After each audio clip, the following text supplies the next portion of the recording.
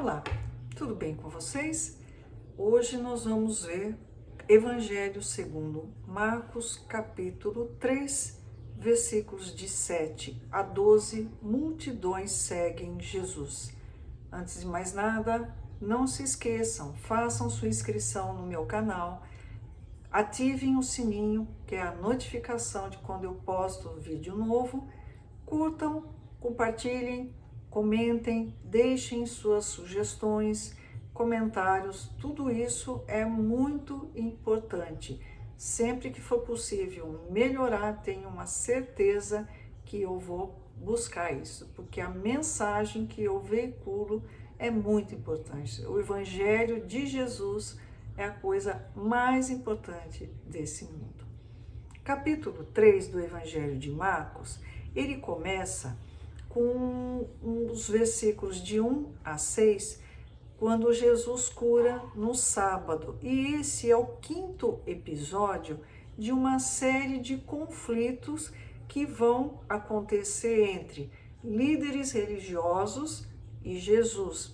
Esse antagonismo entre esses líderes religiosos e Jesus, ele acontece desde o início, onde Jesus começa a pregar e a curar. Por que esse antagonismo acontece? Na época, a Palestina era dominada pelo Império Romano. Existia um acordo entre o Império Romano e os líderes religiosos. A parte do Império Romano: eu quero todo mundo quietinho, sem rebelião, pagando seus impostos.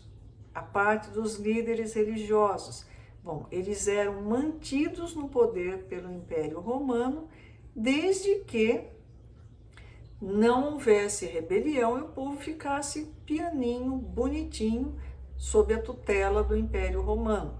Eles fingiam que eram quem mandava, e quem mandava de fato era o Império Romano. Quando Jesus veio trazendo essa mensagem, então, revolucionária, ele colocou em xeque, o poder deles, e eles não gostaram. É claro, eles queriam que tudo continuasse como estava, não havendo mudança, eles se mantinham no poder.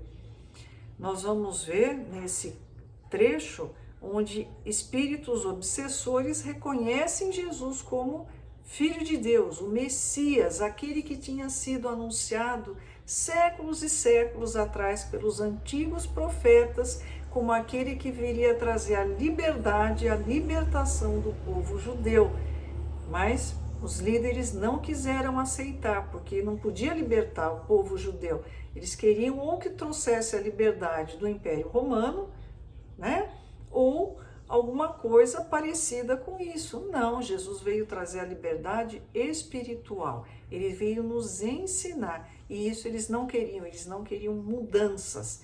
Eles queriam que tudo continuasse como estava. Vamos iniciar.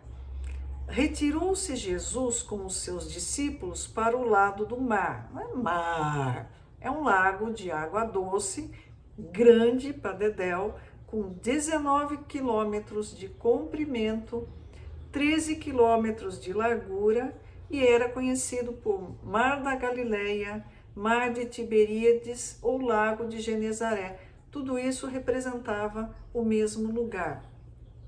É claro que em volta da água de um lago, o que vai ter? Pescador. Esses povoados eram repletos de pessoas que ganhavam a vida através da pesca.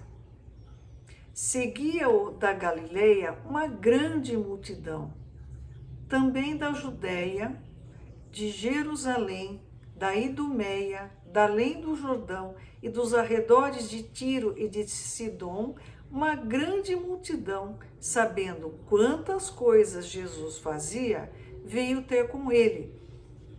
Chamada, deu um salve geral lá na Palestina. Gente, tem alguém que está curando as pessoas, está ensinando sobre Deus, está nos dando consolo para as nossas aflições. Salve geral, parou tudo e o povo foi atrás de Jesus para se aproximar dele. Então, recomendou a seus discípulos que sempre lhe tivessem pronto um barquinho por causa da multidão, a fim de não o comprimirem. Por que tinha que ter um barquinho? Lembra que eu falei que eles estavam em volta de um lago imenso.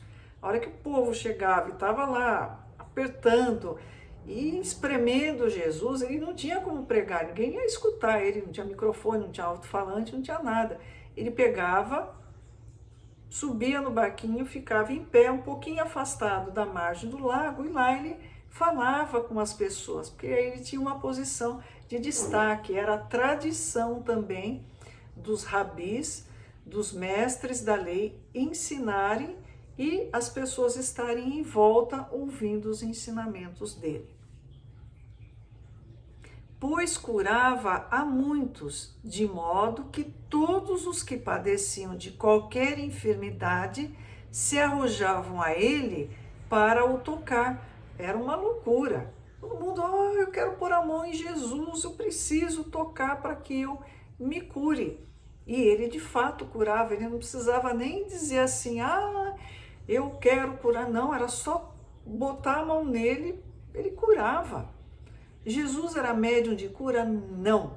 Ele não era médium, ele não era intermediário, porque o poder vinha dele. Ele não era intermediário de um espírito superior que curava através dele. Ele era o espírito superior. Então, o fato de tocar, ele tinha a capacidade de magnetismo tão grande, ele emanava aquilo lá e curava a pessoa. Também os espíritos imundos, quando o ouviam, prostravam-se diante dele e exclamavam: Tu és o Filho de Deus. Olha que situação assim chata, para dizer, no mínimo. Os espíritos obsessores reconheciam Jesus como um Messias, como um Filho de Deus, e os líderes religiosos não reconheceram Jesus por interesses outros. Mas Jesus lhes advertia severamente que não o expusessem à publicidade. Jesus dizia, quietinho, não diga que eu sou o Filho de Deus. Por quê? Porque senão o povo ia dizer, olha, esses espíritos imundos estão dizendo que Jesus é o Filho de Deus. Então eles iam acreditar em Jesus porque esses espíritos estavam dizendo isso. Não, Jesus queria que falasse que ele era o Filho de Deus pelo que ele pregava, pelo que ele ensinava e pelo que ele fazia, não pelo testemunho desses espíritos, né? Eles tinham que conhecer Jesus e ouvir o que ele tinha a dizer. Isso é muito importante. Eu digo que os ensinamentos de Jesus são atuais nos dias de hoje, tanto quanto eles eram atuais quando Jesus esteve na Terra. Nós precisamos divulgar, compartilhar, estudar e praticar os ensinamentos de Jesus. É a única maneira da nossa vida transcender esses ciclos de erro e arrependimento que a gente fica preso nisso por toda uma eternidade. Que Jesus nos abençoe, nos ilumine. Muito obrigada pelo tempo de vocês e até uma próxima.